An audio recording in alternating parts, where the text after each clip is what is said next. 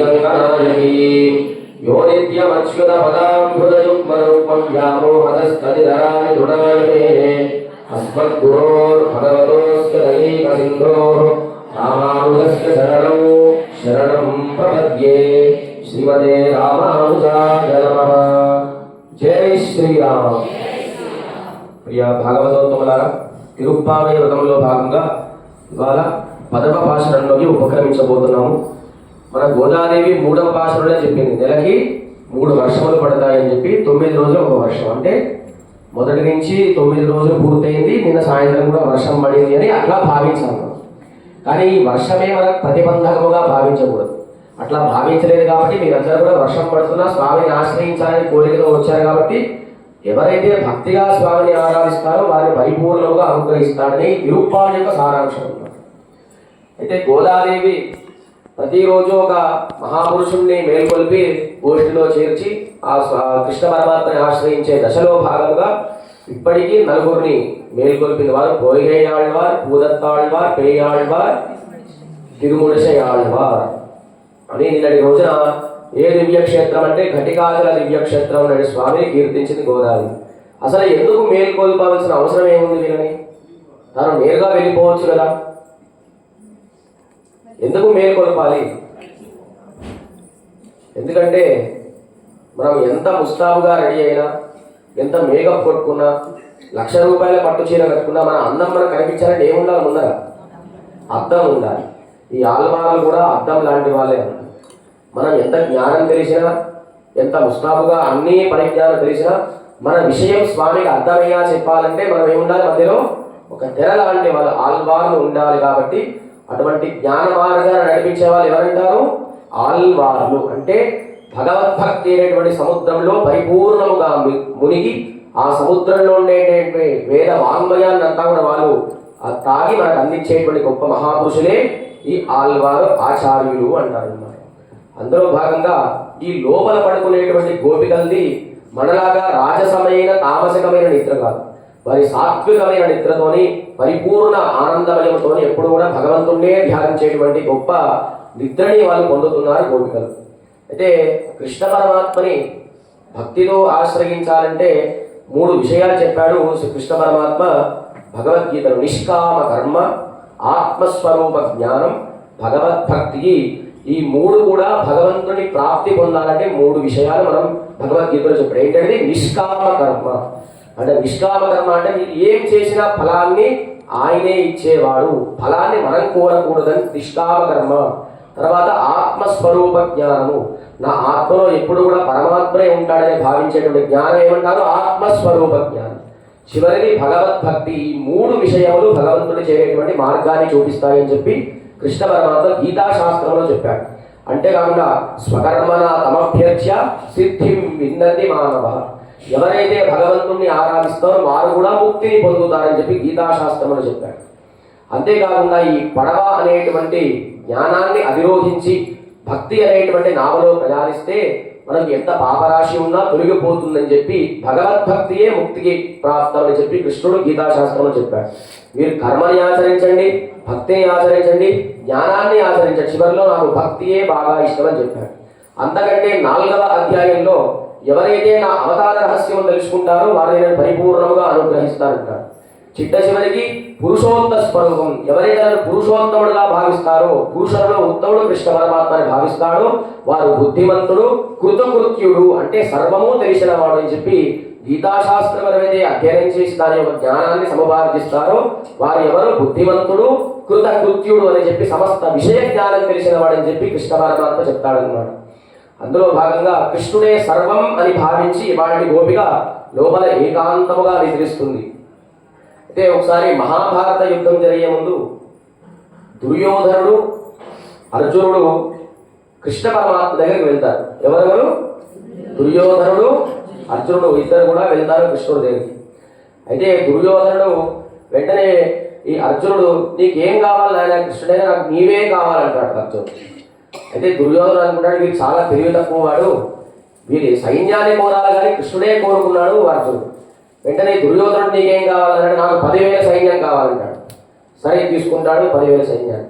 ఈ దుర్యోధనుడు, అర్జునుడు ఇద్దరు కూడా కృష్ణ పరమాత్మ దగ్గరికి వస్తారు. తాత ఈ అర్జునుడు చాలా తెలియ తక్కువవాడు, వాడు ఆయుధం పట్టి యుద్ధం చేద్దామంటే వాడు కృష్ణుడే కోరుకున్నాడు. తర్వాత ఈ దుర్యోధనుడు నీవేం కోరుకున్నావురా నాయన భీష్మ పితామహుడు అడిగితే నేను 10,000 మంది సైన్యాన్ని కోరుకున్నాడంటాడు. దీంట్లో ఇద్దరిలో తెలివైనవాడు ఎవరు? అర్జునుడు తెలివైనవాడు.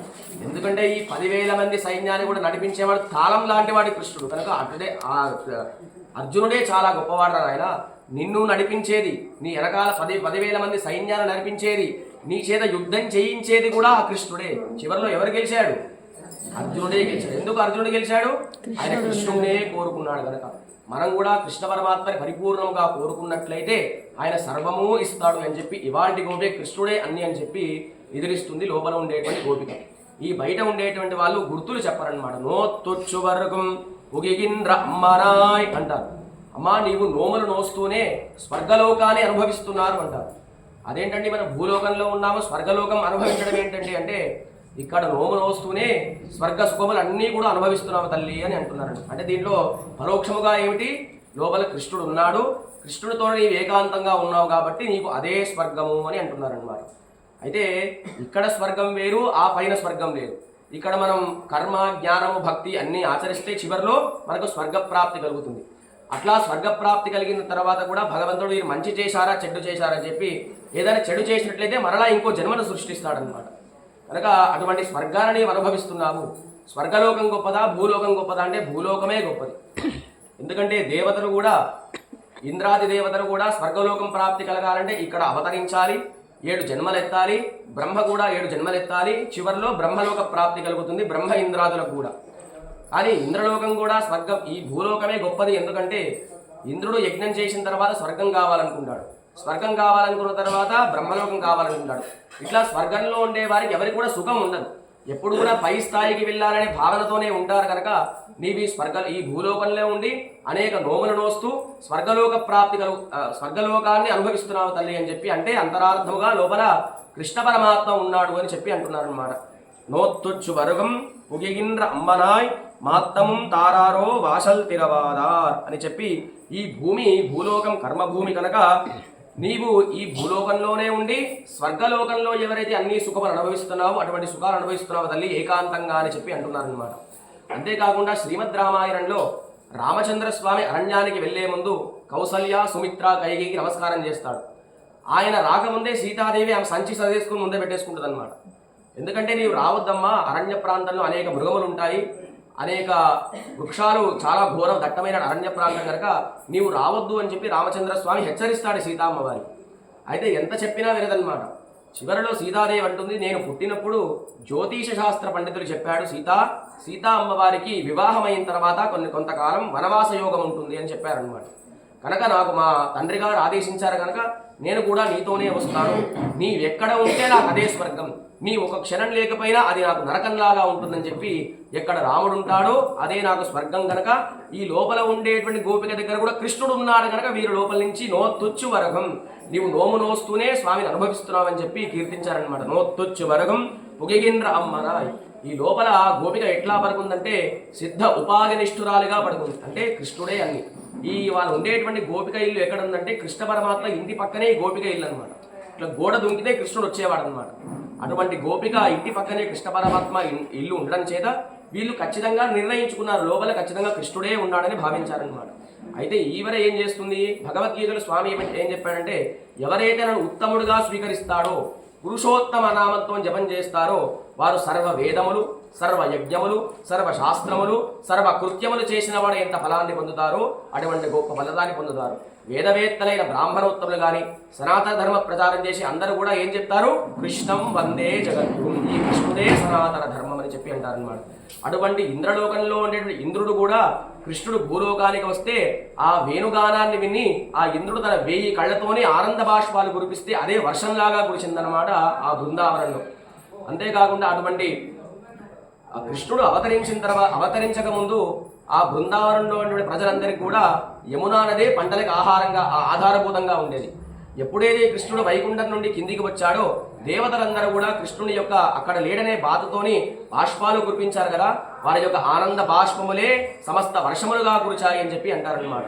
ఒక్కసారి కృష్ణ అనే నామస్మరణ చేస్తే 10 సార్లు అశ్వమేధ యాగం చేస్తే ఎంత ఫలం ఉంటుందో ఒకసారి కృష్ణ అంటే అంత ఫలం ఉంటుంది. ఈ అశ్వమేధ యాగం చేయాలంటే కొన్ని కోట్లు ఖర్చు పెట్టాలి. 10 సార్లు చేసిన తర్వాత మోక్షం కలుగుతుంది. కానీ ఒకసారి కృష్ణ అనేటువంటి నామస్మరణ చేసి ఒకసారి స్వామినే పురుషోత్తముడు, నేను కాదు చేసేది ఆయనే, నేను ఆయనపైనే ఆధారపడి ఉన్నానని చెప్పి నిష్కామముగా స్వామిపైన ఆధారపడితే ఆయనే రక్షిస్తాడని చెప్పి కృతకృత్యురాలిగా ఉంది ఈ లోపల ఉండేటువంటి గోపిక.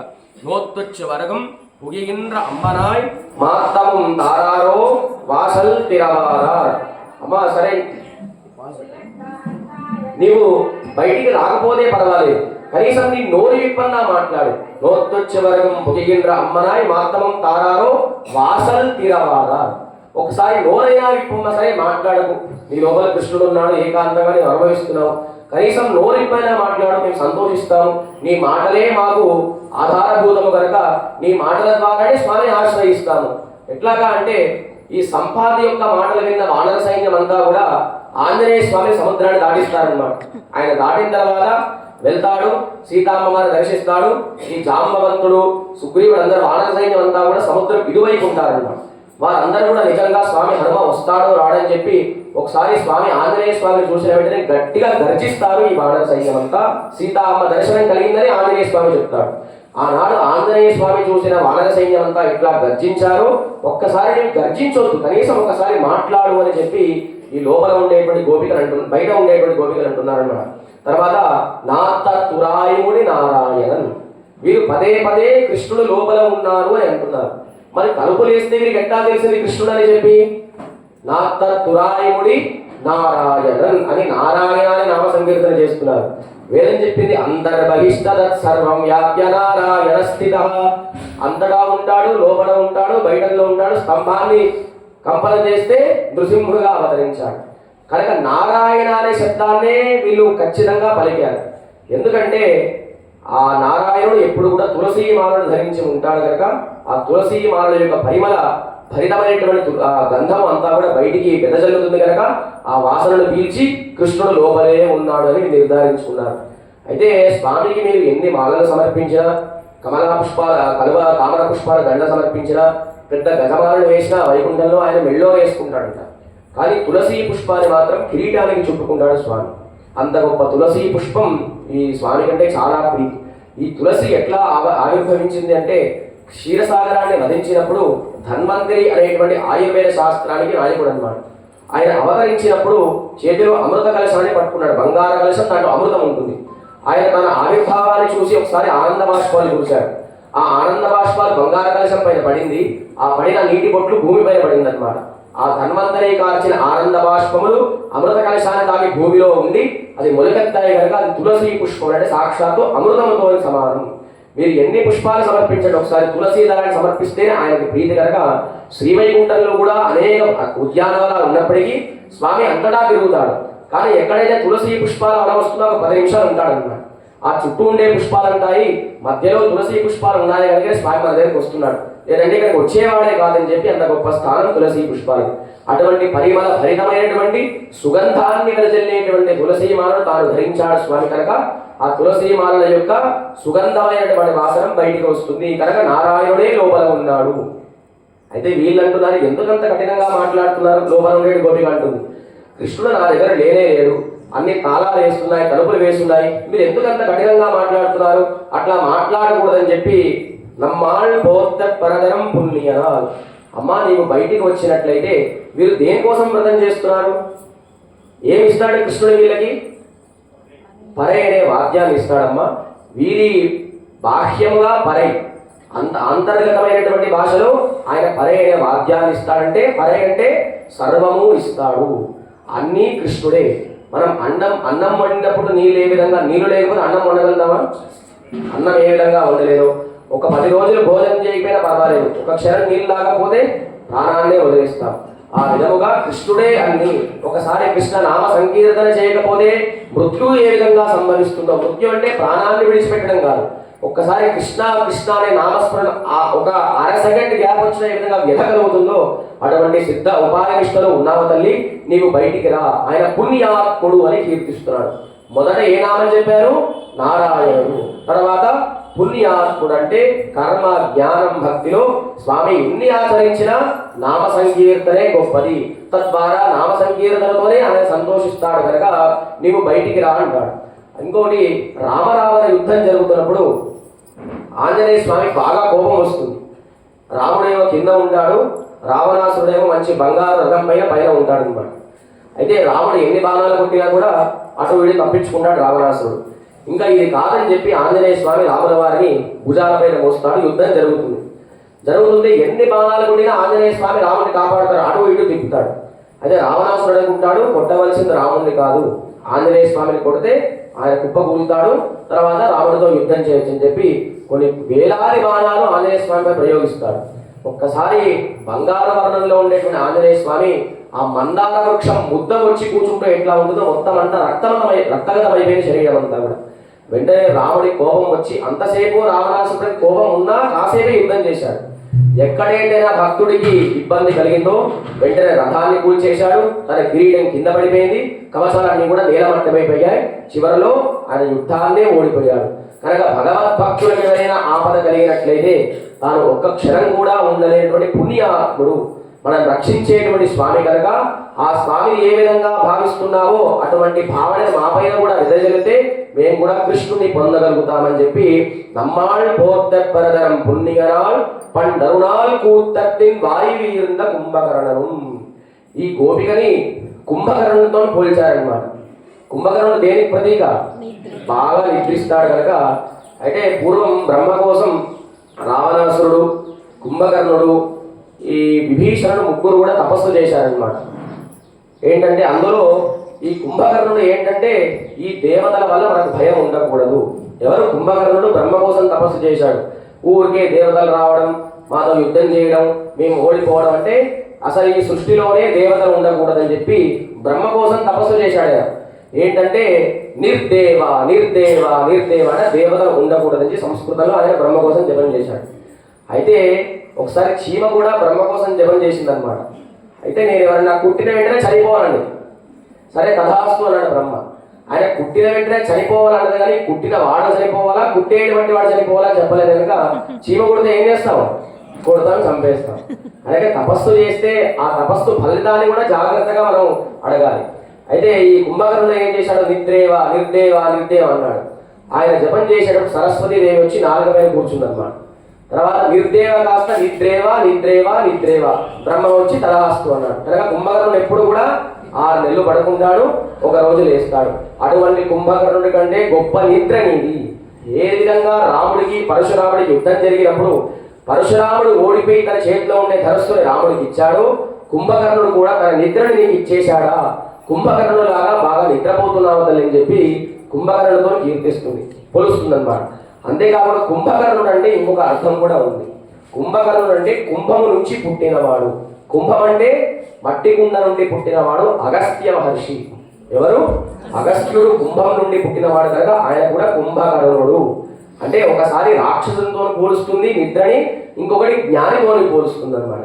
కుంభకర్ణుడు 3 గొప్ప విజయాలు సాధించాడనమాట. ఏమిటి అంటే 2 పర్వతాలు ఉన్నాయి, ఒకటి మేరు పర్వతం, ఇంకొకటి వింధ్యా పర్వతం. ఎప్పుడు కూడా ఈ మేరు పర్వతం ఎత్తుగా ఉండేదన్నమాట.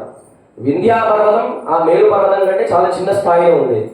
అయితే సూర్యకిరణాలు ఎప్పుడు కూడా మేరు పర్వతం పైన పడేటువంటిది, ఆ మేరు పర్వతం బాగా ప్రకాశిస్తుంది అన్నమాట. ఈ పక్కన ఉండేటువంటి వింధ్యా పర్వతానికి బాగా కోపం వచ్చి అది కూడా ఎత్తు వెళ్ళిపోతుంది అనమాట. ఎత్తు వెళ్ళి అక్కడ ఉండే ప్రజలందరూ కూడా బాగా ఇబ్బంది పెడుతుంది. ఎవరు? వింధ్యా పర్వతం. వీళ్ళందరూ కూడా అగస్త్య మహాముని ప్రార్థించారు, స్వామి ఆ వింధ్యా పర్వతానికి బాగా అహంకారం ఎక్కువైపోయింది, మమ్మల్ని బాగా ఇబ్బంది పెడుతుందని చెప్పి అందులో ఉండేటువంటి ప్రజలందరూ కూడా అగస్త్య మహాముని ప్రార్థించారు. అయితే ఆయన ఉత్తరం వైపు నుంచి దక్షిణం ప్రయాణం చేస్తున్నప్పుడు ఈ పర్వతాల దగ్గరికి వచ్చాడు. వచ్చినప్పుడు వింధ్యా పర్వతం కూడా ఒకసారి స్వామికి నమస్కారం చేసింది. అదేంటంటే కొండలు సాష్టాంగ నమస్కారం చేస్తాయి అంటే సముద్రుడికి ఒక అధిదేవత ఉంటుంది, వృక్షాలకి ఒక అధిదేవత ఉంటుంది, అరణ్యాల కొండలకు కూడా అధిదేవత. ఆ వింధ్యా పర్వతానికి అధిదేవత వింధ్యుడు. ఆయన వింధ్యుడు ఒకసారి పైగా ఉంటాడు, ఒకసారి లేచి ఇక్కడ వంగి నమస్కారం చేస్తాడు. అగస్త్యుడు అంటాడు, నాయన నేను ఉత్తరం నుంచి దక్షిణం వెళ్తున్నాను, నేను వచ్చేంత వరకు ఇక్కడ ఇట్లానే ఉండంటాడు అనమాట. ఆయన మరలా తిరిగి రాడు. కనుక వింధ్యా పర్వతాన్ని ఏం చేశాడు? తన అహంకారాన్ని వంచేశాడు అనమాట. ఇది ఒకటి. అంతేకాకుండా సముద్ర గర్భములో కొంతమంది రాక్షసులు ఉండేవాళ్ళు, వారందరూ కూడా ఇబ్బంది పెట్టేవారు. ఈ అందరూ కూడా అగస్త్యుని ప్రార్థిస్తే మనం ఆచమనం చేస్తాం కదా 3 సార్లు, అట్లా 3 సార్లు ఆచమనం చేసి సముద్రాన్ని అంతా కూడా మింగేశాడు ఆ అగస్త్యుడు. వెంటనే దేవతలందరూ వచ్చి కూడా రాక్షసుని సంహరించారు. ఇది రెండవది. మూడవది ఏంటంటే వాతాపి ఇలల్గుడు. ఎవరండి? వాతాపి ఇలల్గుడు అని 2 అన్నదమ్ములు ఉండేవారు అన్నమాట. వారు ఏం చేసేవారంటే, ఇందులో ఇలల్గుడు అనేటువంటి ఆయన తమ్ముడు అన్న, ఈ తమ్ముడిని వాతాపిని ఏం చేసేవాడంటే, ఎవరైనా పెద్దవాళ్ళు వచ్చినట్లయితే వారికి ఆహారం పెట్టాలి. ఈ వాతాపిని ఏం చేసేవాడంటే ఇలల్గుడు ఒక మేక మాంసంలాగా తయారు చేసేవాడు. తయారు చేసి ఆ మహర్షులందరికీ కూడా భోజనం పెట్టిన తర్వాత ఈ ఇలల్గుడు వాతాపి ఆగచ్చ అనేవాడు అన్నమాట. ఈ లోపల మాంసపు ముద్దలాగా అయిన వాతాపి లోపలనే అందరినీ చంపేసేవాడు. బయటికి వచ్చి మాంసపు ముద్దలాగా ఉన్న వాతాపి బయటికి వచ్చి మహర్షుని తినేసేవాడు అన్నమాట. ఇట్లా అందరినీ తినేస్తుంటే ఒకసారి అగస్త్యుడు వచ్చాడు. అగస్త్యుడు వస్తే ఇలల్గుడు ఏం చేశాడంటే ఈ వాతాపిని మరలా మాంసపు ముద్దలాగా తయారు చేసి మంచి భోజనాన్ని పెట్టాడు వాతాపిని. అయితే ఆయన తీసుకున్న తర్వాత వాతాపి ఆగచ్చ అంటాడు ఇలల్గుడు. ఇంకా రాడు, ఏమైపోతాడు వాతాపి? లోపలలోనే చనిపోతాడు. అందుకని చిన్నపిల్లలకి అన్నం పెట్టినప్పుడు ఏమంటాడు? వాతాపి జీర్ణం అంటాడు అన్నమాట. ఆ విధంగా వాతాపిని సంహరించి తన కడుపులోనే జీర్ణించుకున్నవాడు కనుక అగస్త్యుడు ఏం చేశాడు? వింధ్యాపర్వతం యొక్క అహంకారాన్ని తగ్గించాడు, సముద్ర గర్భంలో ఉండేటువంటి రాక్షసుని సంహరించాడు, ఆ వాతాపి అనేటువంటి వాడిని జీర్ణించుకున్నవాడు అని చెప్పి జ్ఞానికి 3 లక్షణములు ఉంటాయి. వింధ్యాపర్వతాన్ని ఏ విధంగా అది అణిచివేశాడో ఆ జ్ఞానుల్ని మనం ఆశ్రయిస్తే మనలో అహంకారాన్ని కూడా తగ్గిస్తారు.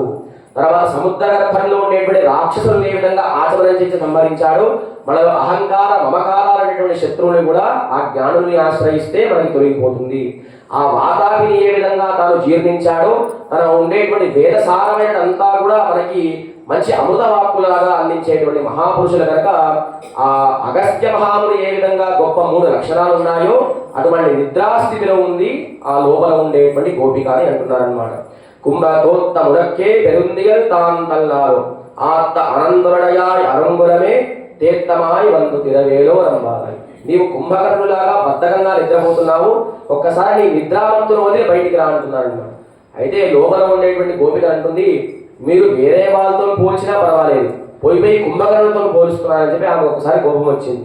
అమ్మా, నువ్వు మా పైన కోపం తెచ్చుకోవద్దు, నువ్వు నిదానంగా రెడీ అయ్యిరా, నువ్వు ఎట్లా పడుకున్నావో అట్లా రావద్దు, నీ చీరను సర్దుకోని రా అని ఆమె నడిచి వస్తుంటే గజ్జల శబ్దం వినిపించింది అన్నమాట. వీళ్ళకి వినిపించిన వెంటనే బయట ఉండేటువంటి గోపికలు అంటారు, నిదానంగా రా, మీకోసం ఒక 10 నిమిషాలైనా ఆగుతాం, అంత హడావిడిగా రావద్దు, నీవు మంచిగా ముస్తాబై రా అంటున్నారు అన్నమాట. అట్లాగే ఏ విధంగా సుగ్రీవుడు రాముడికి మాట ఇస్తాడు, ఈ వర్షాకాలం దాటిన తర్వాత తప్పకుండా నేను రాముడికి సహాయం చేస్తానని చెప్పి సుగ్రీవుడు అంటాడు అన్నమాట. అయితే వర్షాకాలం దాటుతుంది, సమయం పూర్తయితే సుగ్రీవుడు తన భార్యతో ఏకాంతంగా కొండ ప్రాంతంలో ఉంటాడు. వెంటనే లక్ష్మణస్వామికి కోపం వస్తుంది. కోపం వచ్చి గట్టిగా బాణాన్ని ఎక్కువ పెడతాడు. అప్పుడు సుగ్రీవుడు రాడు. ఆ ఏకాంతంలో ఉండేటువంటి సుగ్రీవుడు భార్య తార వచ్చి లక్ష్మణస్వామికి క్షమాప్రార్థన కోరుతుంది. ఆనాడు తార ఏకాంతంగా బాగా మద్యపానాన్ని స్వీకరించి తన శరీరాన్ని అటు ఇటు ఊగుతూ ఏ విధంగా వచ్చిందో అట్లా రావద్దు, నీవు మా జ్ఞానానంద స్వరూపాన్ని దర్శింపజేయాలి కనుక నిదానంగా నీ గజ్జల శబ్దాన్ని మేము వినాలని చెప్పి ఒకసారి నీవు ఏం చేయాలి, వచ్చిన వెంటనే తీర్థమాయి వందు తిరా అని చెప్పి ఆ ద్వారాన్ని తీయాలని చెప్పి ఇవాళ ఉండేటువంటి గోపికలు లోపల ఉండేటువంటి ఆ గోపిక నిద్రావస్థలో ఉంది, కృతకృత్యురాలుగా ఉంది, పురుషోత్తమునే ధ్యానిస్తుంది, నారాయణునే ధ్యానిస్తుంది, పుణ్యాత్ముని కీర్తిస్తుందని చెప్పి నిద్రావస్థలో వదిలేనని చెప్పి అన్న వెంటనే ఒకసారి ఆ నారాయణ శబ్దం విన్న వెంటనే లోపల ఉండేటువంటి గోపిక బయటికి వచ్చిందనమాట. ఇవాళ గోపిక ఏ స్వరూపం అంటే కులశేఖర ఆళ్వార్ల యొక్క స్వరూపం.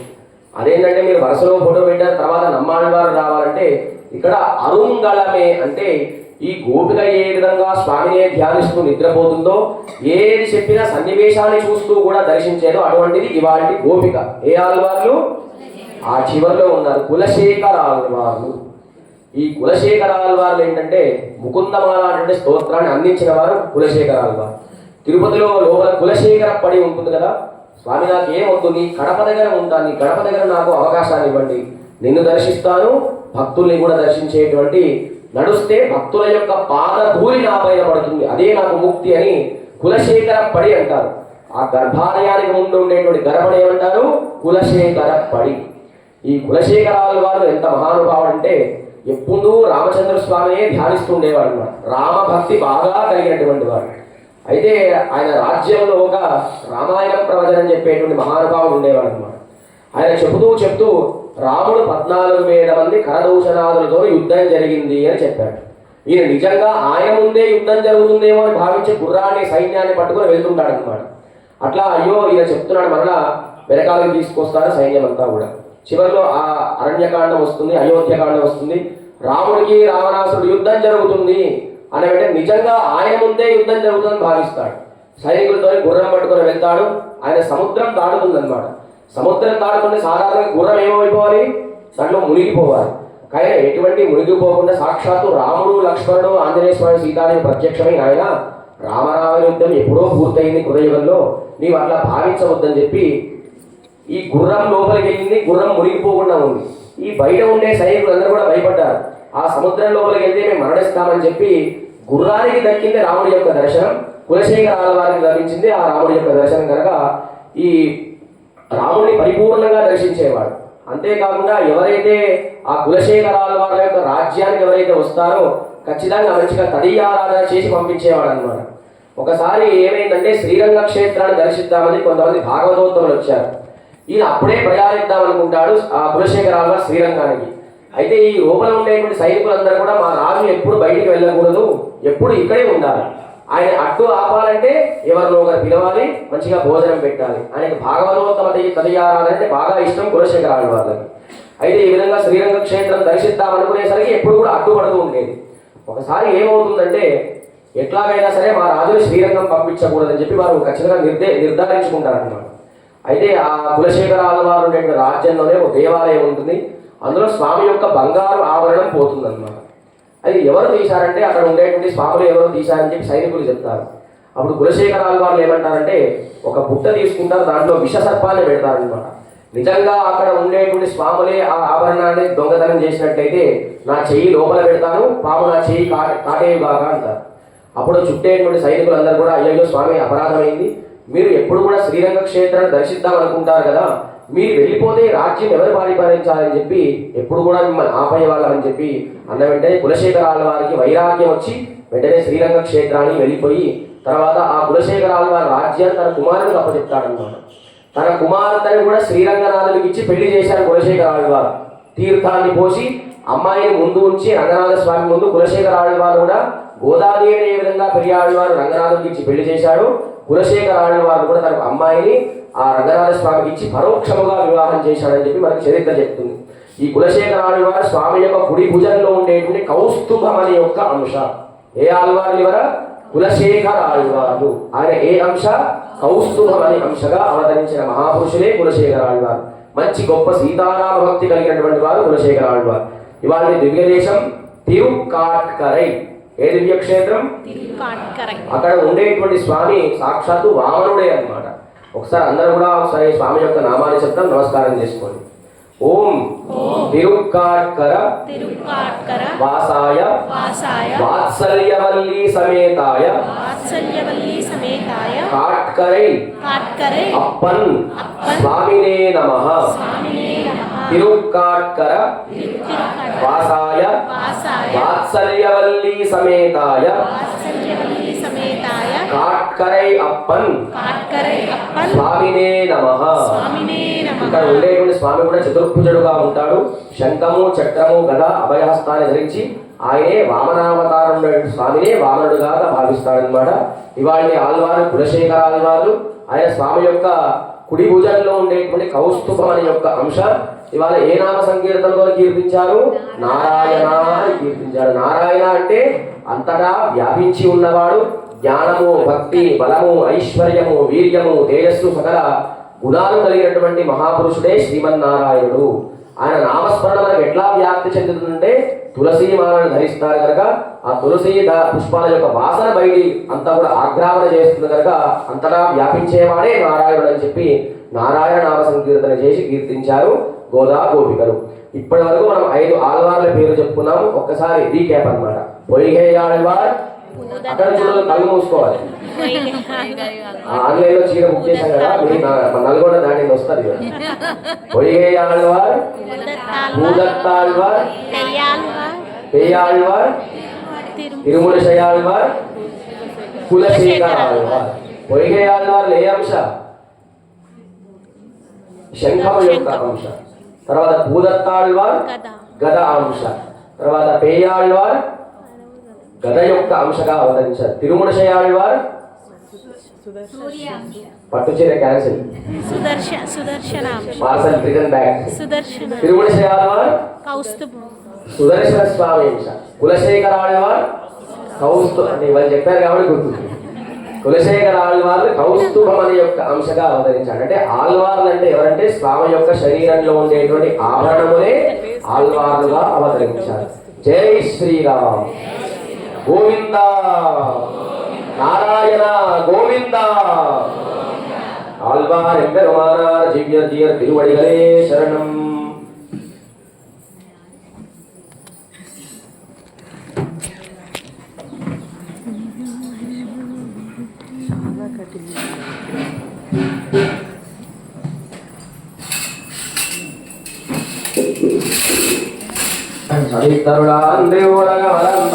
போத்தி சென்றெங்கு சென்றிரங்கை செத்தாய் திரள் போத்தி பொன்றச்சகடமுடைத்தாய் புகழ் போத்தி கன்றுமுறையாய் கடல் போத்தி குன்றுடையா எடுத்தாய் குணம் போத்தி என்று வரை கிடக்கும் நின்கையில் வேல் போத்தி என்றென்னும் சேவரமே ஏற்றிப்படைவான் இன்றுயாம் வந்தோரிரங்கேலோர்பாவாய் லக்ஷ்மீ சரணாட்சாங்கதாட்ச ஸ்ரீவத்சவக்ஷசே ஸ்ரீமங்காய சர்வேஷாம் ஸ்ரீரங்கேஷாய மங்களம் ஸ்ரீயக்காந்தாய கல்யாணி ஹரே ஹரேர்த்தினாம் ஸ்ரீவேங்கடநிவாசாய ஸ்ரீனிவாசாய மங்களம் அஸ்து ஸ்ரீஸ்தரஸ்தூலி வாசனாவாசிதோரசே श्रीहस्तगिरिनाथाय देवराजाय मङ्गलम् कमलाकुशरस्तूली गन्धमाङ्कितवक्षसे राधात्रिनिवासाय सम्पत्पुत्राय मङ्गलम्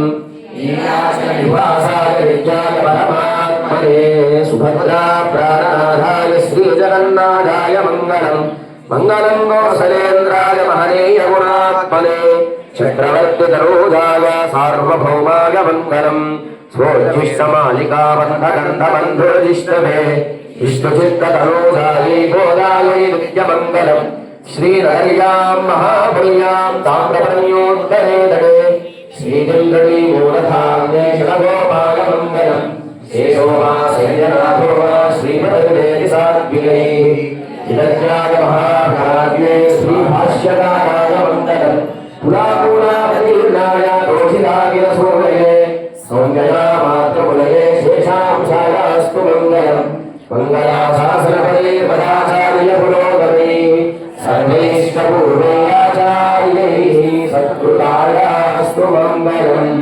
गोविन्द गोविन्द ॐ तद्विष्णोः परमं पदं सदा पश्यन्ति सूरयः दिवेव चक्षुराददम् मद्विप्रासोऽपि पद्यवो जाग्रवागं तस्मिन्धते विष्णोर्य परमं पदं पर्याप्यानन्दराजाय सर्वस्तोमोदिरात्र उत्तममहद्भवति सर्वस्यात्रै सर्वस्वदित्यै सर्वमेव तैराप्नोति सर्वं जयति ॐ नारायणाय विद्महे वासुदेवाय धीमहि तन्नो विष्णुः प्रचोदयात् ॐ महादेव्यै च विद्महे विष्णुपत्न्यै च धीमहि तन्नो लक्ष्मी प्रचोदयात् ॐ दाशरथाय विद्महे सीतावल्लभाय धीमहि तन्नो